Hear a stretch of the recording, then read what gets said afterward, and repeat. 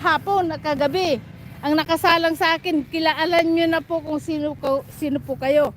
So makikita nyo po sa ang inyong dahil hindi nyo naman ako ina-add sa Messenger, at saka mas maganda daw hindi na i-send sa Messenger yung mga playlist. Okay, ang init, grabe. Payong tayo ulit. Teka, magpakita nga rin ako para makita nyo rin ako. Ito ako guys. Lane Italy po ito, magpapayong. Papayong ako guys, ang init grabe. Grabe ang init. Ang init guys, sobra. Salamat sa inyo guys, maraming salamat po. Isang round na lang ako dahil nandyan na ang aking sundo. Yan ang kabuuan ng rose exhibition guys. Yan. Makikita nyo sa dahil din ako, maggagawa ako guys ng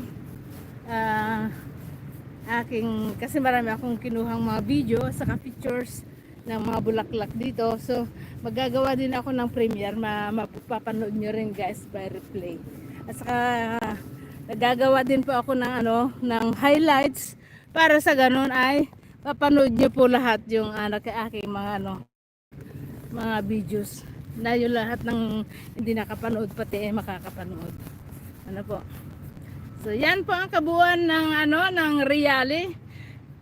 Yan ang Reali guys. Ito po ang Reali. Yan.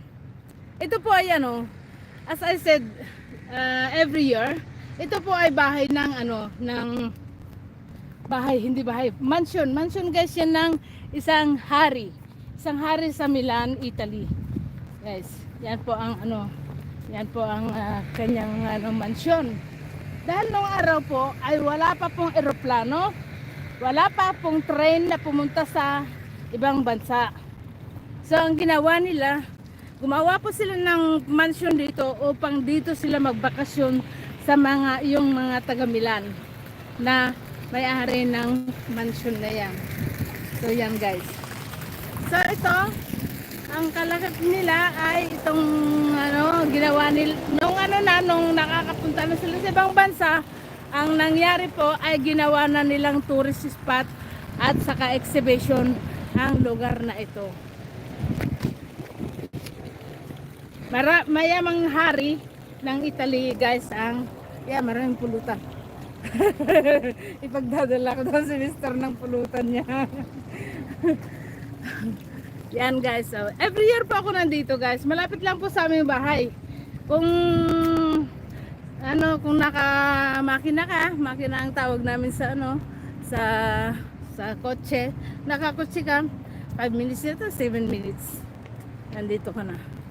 So yan ang mansion.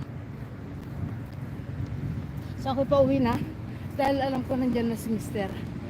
So yan.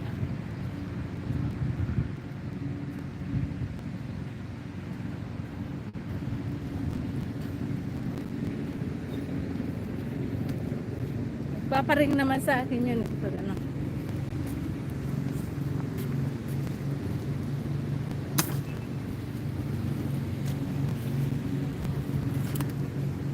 Bisikleta sana ako dito kanina. Kaso nga hindi ako nagbike na dahil Yan guys ang mansion ng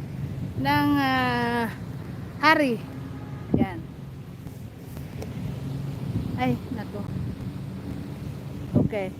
Yan guys ang mansion. Yan po. Ang Monza, dito po ako nakatira sa Monza. Malapit lang po ito sa bahay namin. Minsan nilalakad ko o kaya binibisikleta ko lang mula dito hanggang sa bahay namin. Ang Monza guys, Monza is one of the rich province in Milan guys. Yan, ito po ang isa sa mga mayamang probinsya ng Milano.